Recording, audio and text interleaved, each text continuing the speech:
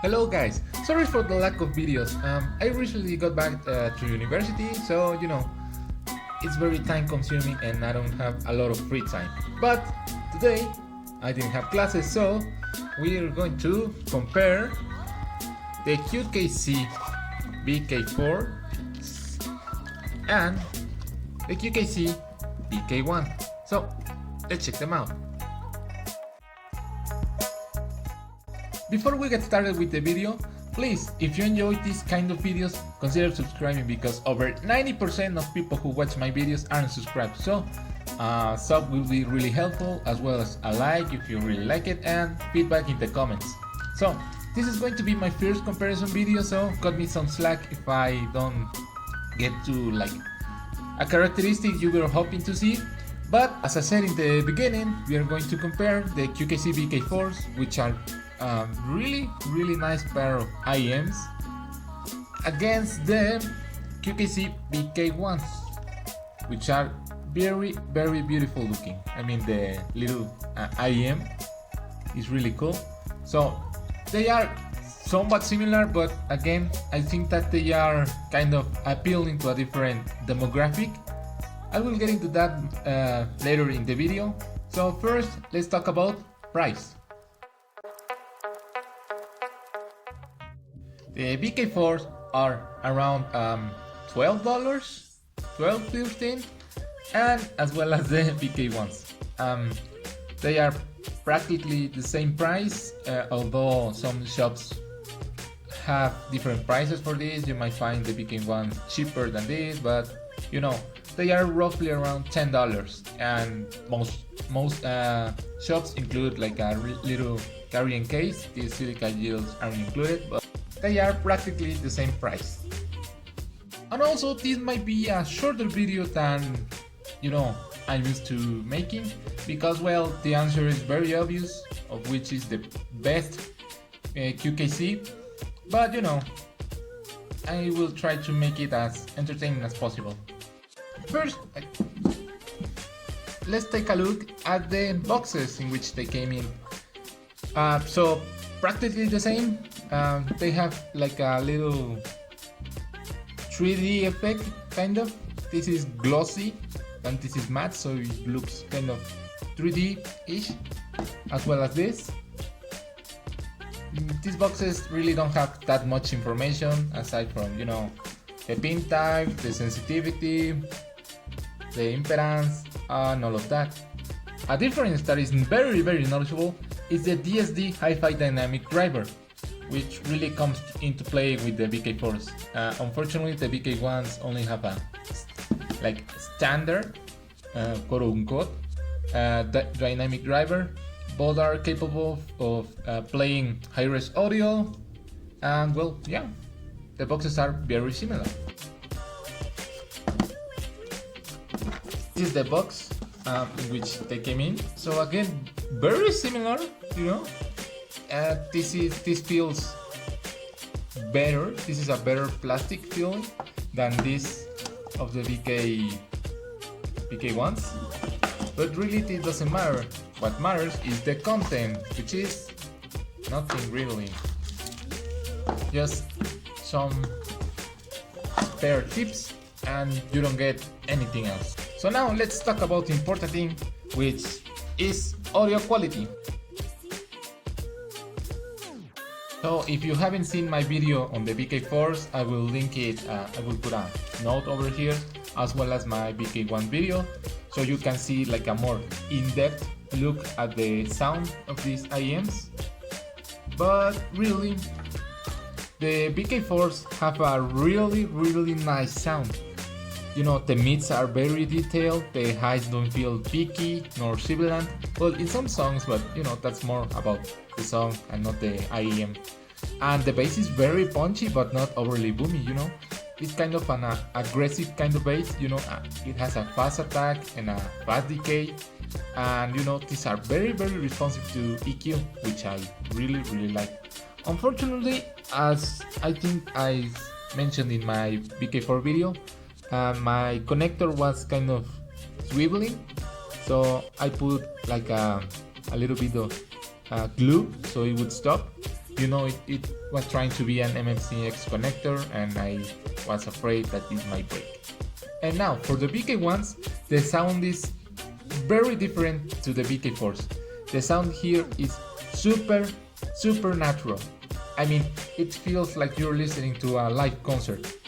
Of course, the highs and the mids are super detailed. The mids are very forward in the mix, meaning that the vocals are in front of the instruments and all of that. But you know, the bass is lacking on this. You know, you don't get that punchy bass, that rumble in the bass region, and really the sub bass is non-existent. So yeah, if you like kind of rock and all of that, these are super good for that. But for, you know, bassy songs, IEM, rap, hip hop, all of that, yeah, these aren't going to be super good. Now let's talk about overall quality. Well, overall quality, you know, the cable, the tips, and the IEM itself. The VK4's ear tips are super nice. I really like the color combination. The silicone is very soft.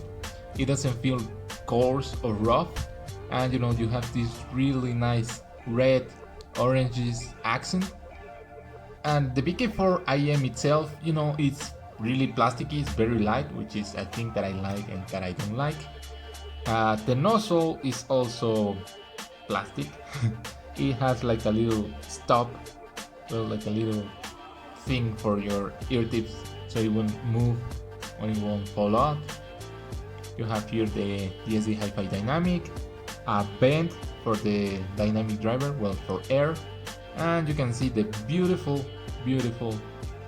dynamic driver. There is also a carbon fiber kind of finish. I will put an image here. But yeah, I really love the design of this the first time I saw it. And now for my least favorite thing about the VK4s, the cable. Oh lordy lord, it is bad. It is super thin, and I don't know if it's just my unit, but let me try to focus. So you can see that the braiding is not really well done. It is all over the place. It feels flimsy, to say the least. It's not really reassuring, because it feels like it would snap at any time. Plastic fork, and even thinner cables. Gosh. Although one thing is that these cables feel really soft, but Jesus, no, I don't like this cable at all. If anything, I would put the KC stock cable, but it is a different plug. And well, you have the 2-pin connector, memory ear hooks, which are really nice, and yeah, a mic, which, if you guys can tell me why people don't like mics, please let me know, because I don't know, I really don't know. Maybe it has to do something with sound, but anyways, yeah, I would highly recommend to change the VK4 cable for a 6-core, 8-core, or whatever, but this cable is not really good. And now let's talk about the VK1. Starting with the IEM, and oh my god, I love this look. I really like this fully transparent look. I mean, you can see the connection here, the soldering, everything, the cables, the dynamic driver, and you kind of can't see the sound chamber. The nozzle is worse than the VK4s because it doesn't have any kind of stop for your ear tips, so they can go like this, almost like this. I use it like this, and on the end of the day they are like this. But anyways, personal things. It has like a metallic grill over here. I don't know how to call it. It has this pin, which makes it super comfortable. I really like this pin. It shouldn't be like a standard in IEMs. Well, I mean, it's not a thing that everyone loves, but believe me, these things make it super comfortable. The IEM print, and these are available in black as well, which is like a more smoke transparent kind of finish. The ear tips are also really good. I mean, they are just white, but again the rubber is kind of softer than the VK4s. You have like this have a white accent which looks really nice with white on white. It looks nice, it looks kind of upscale, but yeah, nothing as much to say aside that they are kind of good, but they are good. And now for the cable, which is my favorite cable on a budget IEM. For real, this feels super good and sturdy. It feels really reassuring even if it is like a thinner cable. You have a straight plug, which in the VK4s you have an L plug, which it just comes down to personal preference. So yeah, it is a more like a thicker cable.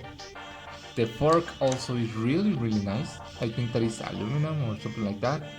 And the braiding here of the IEM kind of cable, I don't know how to call it, like the division. And then mic, yeah, this cable over here is thicker and it feels better than in the VK4. As you can see, this is more loose. This feels sturdy. That's all I wanted to say. Again, the memory here hooks, they are in a matte kind of finish, which is weird. In the VK4s, it's like glossy, but anyways, it doesn't matter. It is really good. And the double pin side, 0.75, and yeah. Just to sum up what I just said, the VK4s are overall better because they can do almost anything, and the VK1s I think that serve a specific purpose as monitors, but you can go either way, there is no problem. They are both very responsive to EQ, they are both comfortable, although the VK1s are more comfortable. The cable, you should replace it either way, they are basic cables. I will have links for the VK4s as well as the VK1s and an 8-core cable from Jinju in my description. And well, that will be pretty much it. Again, if you like this video, consider subscribing, giving it a thumbs up and commenting, giving me feedback and your opinions. I will be more than glad to have an educated discussion with y'all, because some people get kind of aggressive when you say that IEM is better than the other. But anyways, see you in my next video.